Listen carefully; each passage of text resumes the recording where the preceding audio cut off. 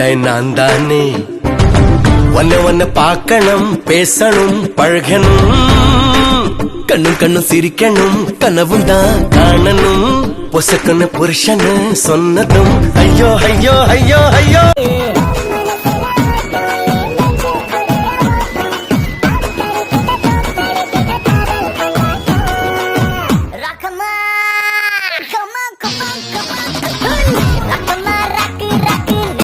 எங்க அம்மாவை நாளைக்கு வர சொல்லிட்டுமா?